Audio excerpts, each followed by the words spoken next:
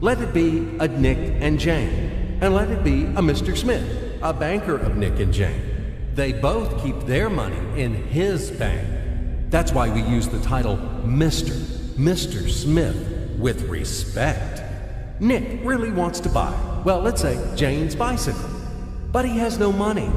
More precisely, he has money, but not enough, only $10, while Jane wants $100 for her precious bicycle. That's a problem. What should Nick do? Well, this bicycle is so desirable. He gives Jane his $10 as a deposit and asks plaintively not to sell the bike to anyone. He says that he will bring the rest of the money soon. At the same time, he runs to his bank, to the respected Mr. Smith, to get a loan for the missing $90. As ill luck, Mr. Smith has no money at this moment, but he knows perfectly about $10, which Nick gave to Jane. And where will Jane bring his money to? That's right, she will put these $10 in her lovely bank to the same Mr. Smith. Therefore, Mr. Smith asks Nick to come back tomorrow in the hope that tomorrow he will get these $10. And everything happens this way. The next day, Jane brings $10 to the bank. The bank provides Nick these $10 on credit. Nick immediately gives them to Jane. She again puts them in a bank. The bank again provides Nick these $10 on credit, etc. As long as Nick the fool will gather enough money for the bicycle. Don't you get confused yet? Be patient, I told you. These demons have been trying to confuse you during 1,000 years. These damn economists and financiers. But anyway, we will figure everything out.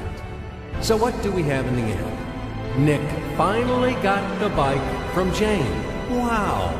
But at the same time, Nick owes $90 to the bank, Mr. Smith, and the bank, in its turn, owes $100 to Jane.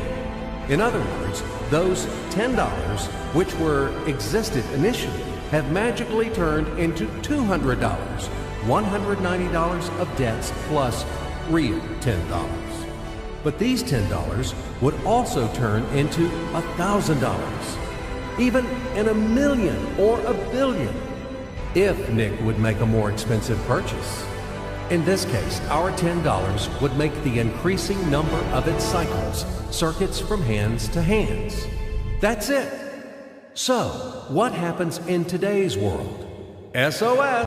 It appears that banks also make money out of thin air and multiply them. Not only Fed can produce money, but banks either. In short, everybody can do this, except you and me. We are not in the business at this celebration of life. I would like to print or draw some money as well. In fact, these banks multiply money without any control. And we're still wondering why the banker lives better. What are naive fools are we? Now it is clear why. The one who produces the money, of course, lives better. But this is not enough.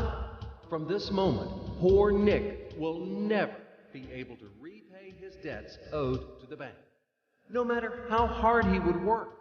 Silly Nick doesn't know it yet, that he's in slavery to the bank, in credit bondage forever, because those $90, which he owes to Mr. Smith, do not exist in nature at all.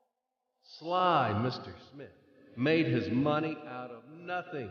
He created them out of thin air, just one click. And $10 turned into $200. Yes, but you can object